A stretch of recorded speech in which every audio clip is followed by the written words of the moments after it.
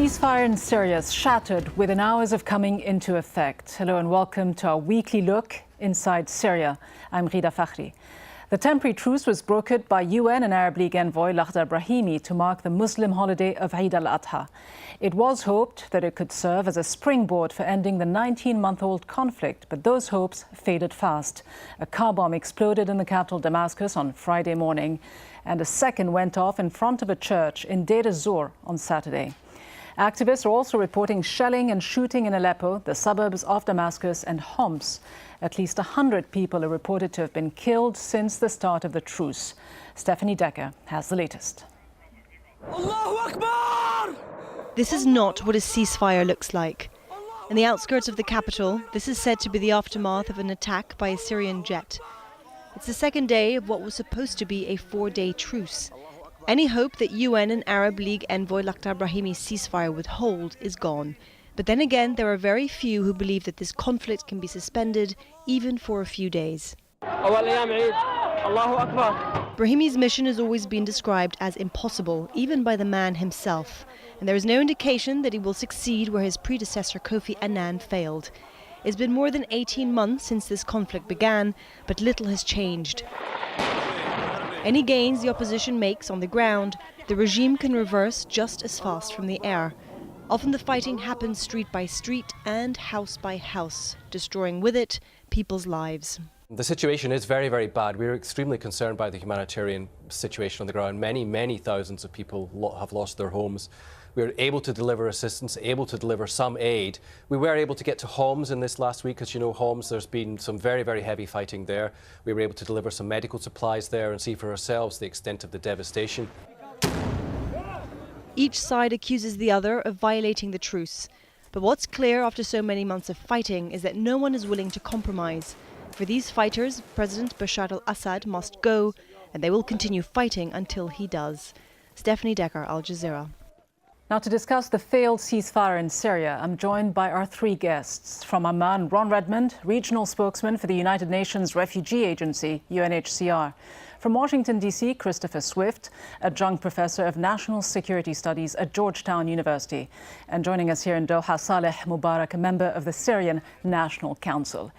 Mr. Mubarak, judging by the quick breach of this ceasefire, clearly there are too many players in this conflict who feel it is in their interest to continue the fighting. Where does it leave any prospect for peace? Well, from the beginning, we said that the prospects are close to nil. We were not expecting the regime to honor this ceasefire because, like we say, the regime is damned if accepted, if honored this ceasefire, and damned if not. But it isn't just the regime. There was also a car bombing in Damascus just a few hours after this ceasefire was announced. Can such a ceasefire ever work when, fine, you've got the two main parties on board, the government and the Free Syrian Army, but you also have a whole array of armed groups without any clear unified chain of command? That's true. That's true. They are not unified officially under any command, although I would say that there are few commands that said, the consensus among these groups that if the regime stops firing, if the regime stops bombing from air, and some commanders put another conditions of releasing those kidnapped people. We don't like to say arrested because they were not officially arrested, especially the women. They would observe that. So I think that those armed groups do not gain anything by violating the truce, the ceasefire. They would like the people to enjoy the Eid holiday as peacefully as possible. But do they have any incentive to put down their arms, though? Because judging by some of the statements that have been made by some of their military commanders, they feel they're on the offensive, that they've put the government on the defensive and therefore don't feel any need to have to compromise at this stage. Well, they're not putting down their arms. It's by definition, truce or ceasefire doesn't mean an end of hostilities. It's just a break out of the violence for 3 days for the Eid. So you're right. They feel they have the upper hand in certain areas, not in all areas. But I don't think they would have a problem in stopping the violence for 3 days. It still is a temporary cessation of fire. Let me turn to Christopher Swift in Washington, D.C. Has this exercise in a ceasefire, if we can call it that, been a complete failure from where you stand? Or has it, as some people might argue, however oddly it sounds, been somewhat of a successful first step in that it opened the lines of communication, at least with some of the main sides, that it got them to agree, at least publicly, to this ceasefire, even if it wasn't respected for very long? Well, look, the answer to that question is both are true, right? The ceasefire has been a failure. Within 4 hours of the ceasefire going into effect, there was evidence of sniping and the regime moving tanks deeper into resistance territory and resistance reprisals. Now we have this large bombing in southern central Damascus. So from a military standpoint, the ceasefire has been a failure. That's very disappointing. It's in fact heartbreaking, but it's not surprising. Look, the simple fact of the matter is regimes like this don't agree to a ceasefire unless they think it's in their interests, and the same is true for resistance movements. The fact that they did agree, however, does suggest that there's room for politics. Look, there are 3 things that happened this week that are very interesting. The first is the Syrian regime agreed, which means they must have felt it was in their interest to do so. The second is the rebels, or the majority of the resistance, agreed, which must have meant that they thought it was in their interest to do so. And the third thing is, as soon as the Syrian regime's air force came out of the skies, the Syrian people came back out onto the streets to protest. Now, all 3 of those things tell me that there's still space for politics in Syria. There's still space for keeping the discussion going. And just because people are fighting does not mean that some diplomacy should not be moving forward. If we don't have those contacts, if we don't try to develop them and develop confidence between the 2 sides over time, this conflict's just going to spiral out of control. Mr. Redmond, with the ceasefire being so short-lived, was there ever a window of opportunity that allows your teams on the ground to have access to some of the major areas of Idlib, Homs, Aleppo? It has been a mixed picture. On Thursday, we were able to get some convoys out and delivering supplies in and around Aleppo. We also delivered to Homs. Today we had about a dozen trucks that were able to head toward Homs. We also delivered south of Hasaka and also to Al Raqqa. These were, in some cases, trial runs. We'll try to send more supplies tomorrow. Unfortunately, today we were unable to deliver to the Aleppo, Idlib area as we had planned because of insecurity. So it's a mixed picture. And are these humanitarian operations to help some of these refugees being hindered simply by the ongoing violence, by the instability, or is there also a major concern about the lack of funding of some of these operations? Well, there is a lack of funding. Right now, we're about 29% funded in the countries around Syria for our operations for refugees, and we've got 360,000 registered refugees outside Syria, so that's hampered. Inside Syria, the operations are continuing, but there are also logistical problems that are not related to security, things like lack of fuel. In fact, some of the trucks today that were heading out of Hasaka up in the northeast were unable to find diesel fuel, so they were delayed for a number of hours. They're out there now. Communications are also not so good in some of these areas, and we're still waiting for confirmation that some of these trucks have arrived.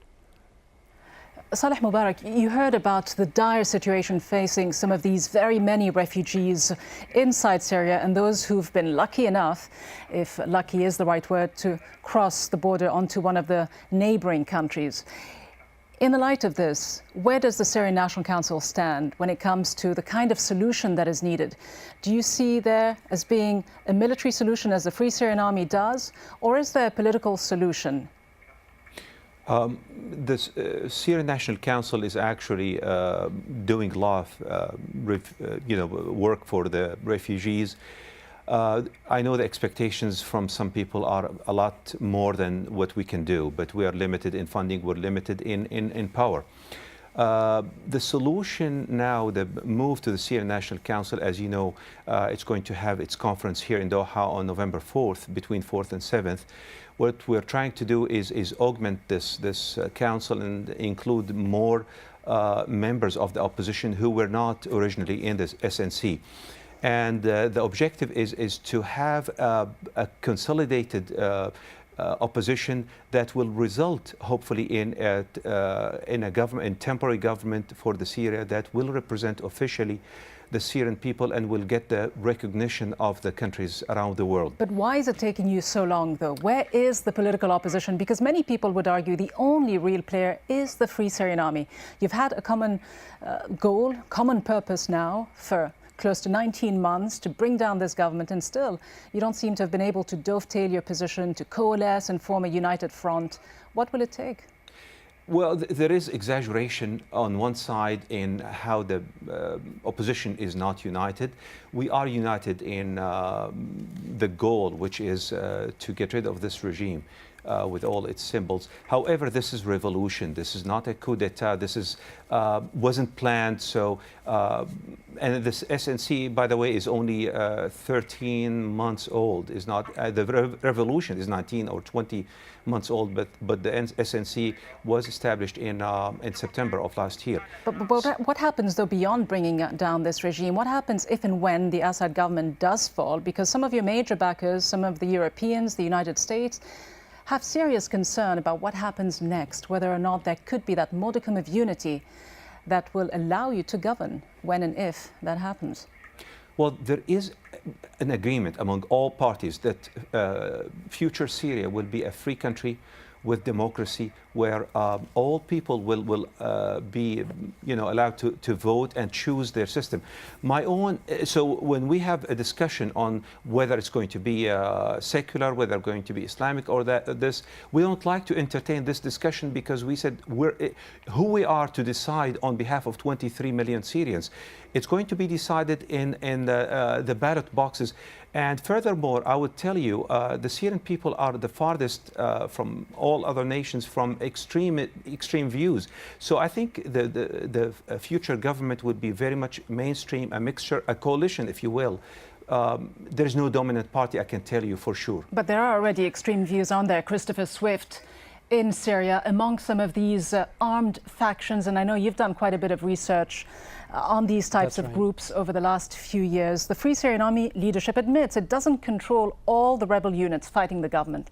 My question to you is, how much of a challenge are groups like Al-Nusra, which are widely believed to be allied with Al-Qaeda? Mm-hmm.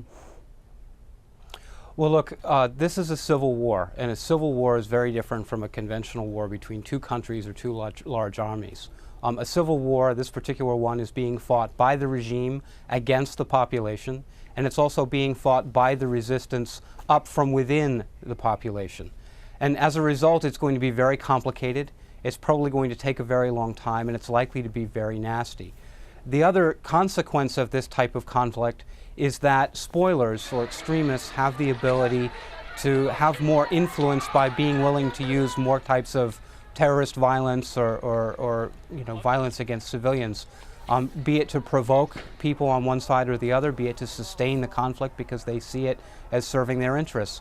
Here's the really critical question here. When we're looking at the various groups fighting in the resistance in Syria, we have to identify what their political objectives are, not what their political ideologies are, because the ideology, as our guest and friend here mentioned earlier, can be sorted out in the ballot box.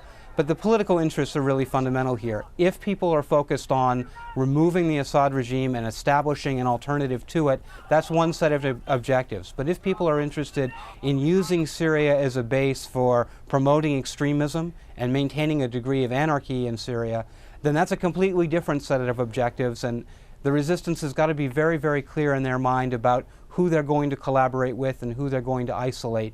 The short-term security imperative can't undermine their long-term political objectives, especially when it comes to Al-Qaeda-linked groups. How much of a unified political objective, though, can there be between these very disparate groups when you have apparently quite a few foreign armed groups crossing in from neighboring countries who sometimes don't have very much in common, do they, with the Syrian groups fighting on the ground who want to bring down the government but for their own vested interests? Yeah, the foreign fighter phenomenon is a pretty troubling one. I haven't seen hard numbers. I think there's been some over-exaggeration in terms of their degree, their size and their degree of influence. But I know it's a major concern here in the United States, partially because some of these groups are coming out of Iraq. Some of these groups are moving across North Africa and coming from other places. And these are groups that don't necessarily have the long-term interests of the Syrian people in mind, because they're waging an ethical battle, and that's very different from a political battle. So at a certain point, the Free Syrian Army, the Syrians and the resistance who care about their country are going to need to draw some pretty clear distinctions between their objectives and the objectives of these foreign fighters. You know, but at the moment we're involved in a very, very messy civil war, and it's very hard to get people to put their short-term security concerns aside long enough to deal with their long-term political concerns. That's the nature of war, that's the difficulty of war, and that's part of the reason why, even if they're not successful, efforts like the ceasefire have to go forward, diplomacy has to go forward, so the parties are talking with one another. And it is this situation that is leading a lot of humanitarian aid and relief groups to warn of a looming refugee crisis in Syria, especially this winter. The United Nations Refugee Agency says there are some 360,000 registered Syrian refugees, but it's warning that number could almost double by the end of this year. Now, most refugees have been taken in by Turkey, Jordan, Lebanon and Iraq, but it's feared there could be tens of thousands more who are not officially registered. Ron Redmond, how many more are potentially not registered, and how much of a burden can some of these neighboring countries absorb?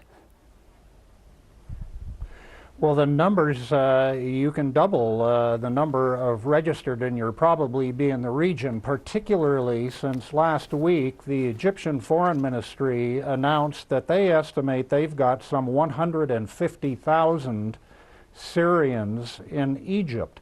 Less than 7,000 Syrians are actually registered in all of North Africa. So there's a huge number of Syrians who've fled since this conflict began, just to Egypt alone. So these numbers are huge, and they're growing. Jordan could have another 100,000. Turkey says it's got 70,000 outside of the camps, where they've got 100,000. Lebanon says it has tens of thousands extra. So the numbers are big, and now we've got winter coming, and we really desperately need to get everything in place so that these people can weather this winter cold. The governments themselves, in most cases, are stretched to the limit, and that's why we are urging the international community not to leave this burden solely on the shoulders of these governments, which have been extremely generous. And don't forget, they also hosted in Jordan and elsewhere, they hosted hundreds of thousands of Iraqi refugees as well. So the international community has to pitch in here and show some burden sharing and some solidarity. And as you say, some of these countries have been generous in taking in tens of thousands of refugees, even though the conditions in which these refugees live in are far from ideal. Obviously, they're also suffering from some of the conditions they find themselves in, particularly in Jordan. You've talked a little earlier about the level to which the United Nations humanitarian appeal is underfunded. I wonder how important it might be for some of the wealthier Gulf countries who support the rebels, the armed factions in the country trying to bring down the government. How important would it be for them to also financially try to alleviate the suffering of the refugees? Well, we are receiving support from various Gulf countries, which, as a matter of fact, in the Zatre refugee camp north of Amman, up near the border, it's a tent camp. There are some 30,000 or less refugees in that camp. They're living in tents. They're going to face a very difficult winter, but the Gulf states are providing prefabricated container shelters. Those are being shipped in now. We've already erected about 300 of those. Each one of those will hold a family. So we are getting support from this region as well, but we need a lot more, and we need more from all donor governments, and we need it quickly. Well, you just heard Saleh Mubarak about the urgent need for help. and for something to be done urgently to help those suffering the most, the refugees, mostly the women, the children who've had to leave the country. So looking again at the kind of solution that might be offered, the one that you and the Syrian National Council may be able to push for, what would you see the nature of that being? Or will we simply see more fighting on the ground, all sides trying to wear themselves down and wear each other down militarily before they end, because they all feel that victory might be in sight? Well, if you remember, when the revolution started, there was no slogan about overthrowing the government. All what they want is a little bit of freedom. And the answer came from the government, very swift, shooting and killing and so on. The regime has proven day after day that it has absolutely no room for freedom. It's going to be governing by iron fist no matter what.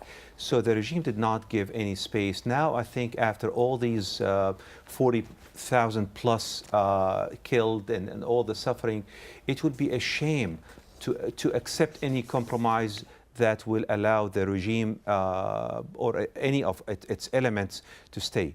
So the regime has to, I think the battle here should be... You put all the onus on the regime, but was there enough goodwill on the other side? Because we heard from Free Syrian Army commanders who said before the ceasefire even took place, they said that it was dead before it even started. How much goodwill was there for political dialogue? Right. That was an expectation, knowing the nature of your enemy.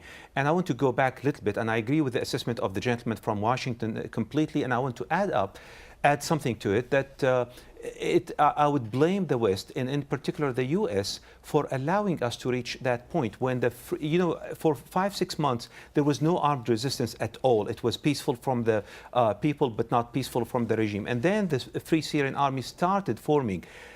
At the early stages of the Free Syrian Army, we looked, it was very disciplined, and it was all professional soldiers. We know who they are, no foreign fighters whatsoever. And we went to the West and we said, we need to arm those people under your, under some kind of agreement. It was, and we said all the time, we don't need any foreign fighters. We have Syrian fighters who are under this Free Syrian Army, but we need some weapons to, we couldn't resist, for example, the air bombardment. We did not have any, weapons that will resist that. And we were willing to open all the, books to our allies. But because of, we denied the particular weapons we asked for, this escalated and exacerbated all the population, and then we started having those kind of groups. Mr. Swift, how do you react to this kind of accusation that the blame should be pinned in large part on the West, on the US, for not acting quickly enough and supporting the rebels fast enough and providing them with what they needed to take on the government? Right. Well, I don't speak for the US government. I'm an independent scholar and attorney, so I can't speak to what was or was not said in the US government's negotiations. It's a fair accusation, though? Look, I think the United States government, I think Europe, I think the Arab League and many others could have done a lot more, a lot sooner. I don't think the blame rests exclusively with the United States. I also think that there is a difficulty in this sort of war that it's going to attract sort of the wandering jihadi. We see this phenomenon in Libya. We've seen this phenomenon in many other places, including Yemen, where I was over the summer. People are moving around to where they can find conflicts to participate in. So the notion that we could prevent foreign fighters from going across the border by having, some sort of change in the recent past is a little bit troubling to me. What I can tell you is that generally these sorts of wars escalate in the manner in which my friend from the Free Syrian Army has mentioned, and these wars escalate because the hedgers leave, they become refugees. The defectors defect, they join the other side, or they get out of the conflict altogether. And the spoilers, the people who have an interest in keeping the conflict going, gain more power. We've seen this happen in Iraq. We saw it happen with the Russian intervention in Chechnya. The longer these sorts of wars are allowed to continue, the more personal it becomes, the more the bloodshed becomes systemic and endemic, the more likely it is for extremists to gain the upper hand. On this note, let me thank all of my guests for joining us. From Amman, that was Ron Redmond. From Washington, D.C., Christopher Swift. And here in the studio with me, Saleh Mubarak from the Syrian National Council. And thank you very much, as always, for joining us on this edition of Inside Syria. You can find all our coverage on Syria on our website. That's at aljazeera.com. From me, Ghida Fakhry, and the team, thanks for watching.